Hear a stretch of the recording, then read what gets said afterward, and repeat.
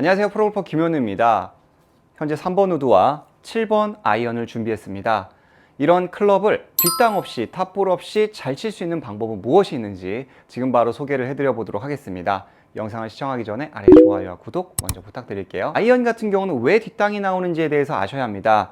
거의 제가 실제로 레슨을 해보면은 다운스윙 시점에서 손목이 풀리면서 이렇게 임팩 시점에서 손이 공보다 뒤에 있으면서 걷어 올리다가 뒷땅 또는 탑볼 이렇게 많이들 발생이 됩니다.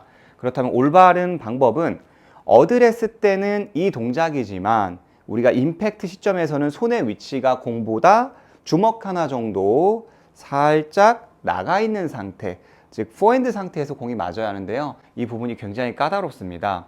그럼 우리가 이 다운스윙을 하기에 앞서서 보다 손쉽게 공을 치기 위해서는 코킹에 대해서 생각을 해볼 필요가 있습니다.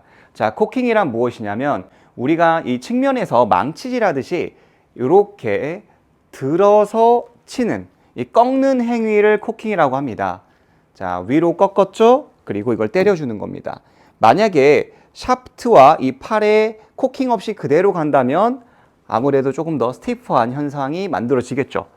딱딱하기 때문에 좀 더 강력한 파워나 흔히들 우리가 말하는 뭐 클럽을 던져라 뿌려라 이런 데에서는 조금 떨어질 수가 있어요. 그래서 시작할 때 이 코킹을 할 필요가 있는데요. 제가 한번 보여드릴게요. 어드레스 상태에서 그대로 손목에 꺾임 없이 이대로 민다면 내려올 때 또 뒷땅과 탑볼이 발생이 되고요. 그러면 시작할 때 제가 많이 강조하는 부분이 있는데 이 그립 끝부분입니다. 그립 끝을 눌러진다라고 생각을 한다면 채 끝이 자연스럽게 올라가게 됩니다. 그리고 우리의 팔은 아래쪽으로 떨어지게 되고요. 자, 그러면 이 가슴이 우양우를 어디까지? 주머니까지 간 상태에서 그립 끝을 누르면서 가슴의 회전을 만드는 겁니다. 우양우, 이때 손도 약간의 라운드를 그리게 됩니다. 그리고 그립 끝을 눌러주면서 코킹을 만드는 거죠. 아무래도 신속하게 코킹을 만들었기 때문에 볼도 조금 더 간결하게 때릴 수가 있어요.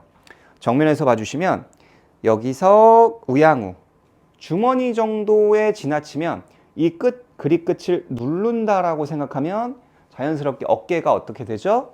내려가면서 채 끝이 살아 올라갑니다. 자, 체크 포인트는 왼팔이 지면과 평행을 이루는 시점, 여기서 L 쉐입을 만들어 주는 겁니다. 이렇게 끝을 밀어주면 팔은 정확하게 펴지면서 코킹은 완벽하게 만들어지는 거죠. 제가 한번 볼을 쳐보도록 하겠습니다. 어드레스를 하고 테이크어웨이, 이 끝을 눌러준다라는 느낌으로 자, 둘, 조금 더 가파르게 들어서 볼을 간결하게 찍어칠 수가 있는 것을 여러분들이 체감할 수가 있어요.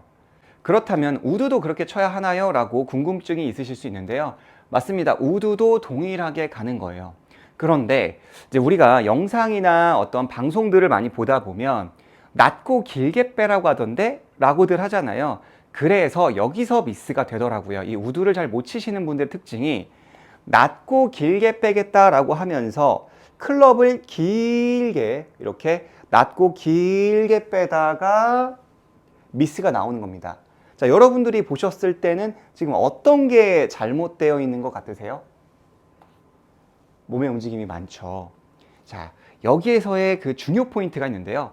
낮고 길게, 멀리라는 것은 무엇이냐면 몸과 손의 거리를 멀리 해주는 거지, 클럽 패드를 측면으로 멀리 하다 보면 우리의 머리의 축이 우측으로 많이 가게 돼요. 그렇기 때문에 축은 좀 지켜 놓으면서 여기서 마찬가지로 그립 끝을 누르면서 손과 몸의 거리를 최대한 멀리 해주는 겁니다. 잘못된 유형은 그대로 길게 갔을 때, 물론 이것도 열심히 하다 보면 잘 칠 수가 있는데요. 실제로 이 아이언과 우드 같은 경우는 필드 나가면은 왼발 내리막, 왼발 오르막, 발끝 오르막, 발끝 내리막 여러 가지의 어떠한 언드레이션의 경사지가 많습니다. 그렇기 때문에 이런 코킹이 존재하지 않는다면 어쩔 수 없이 스윙 아크가 커지게 될 수밖에 없어요. 하지만 코킹이 존재하고 이 손과 몸의 거리를 멀리 두면서 빠른 이 코킹이 만들어진다면 에너지 저장이 굉장히 빠르게 되면서 신속하게 공을 때려낼 수가 있습니다. 하나, 둘, 착. 에너지가 보이죠? 이렇게 끝을 미루면서 이렇게 만드는 겁니다. 그런데 또 다른 방법은 없나요? 라고 물어보신다면 아이언과 우드 모두 다 적용하시면 좋은데요. 제가 많이 언급을 했었습니다. 이 어드레스를 5대5로 놓지 마시고요.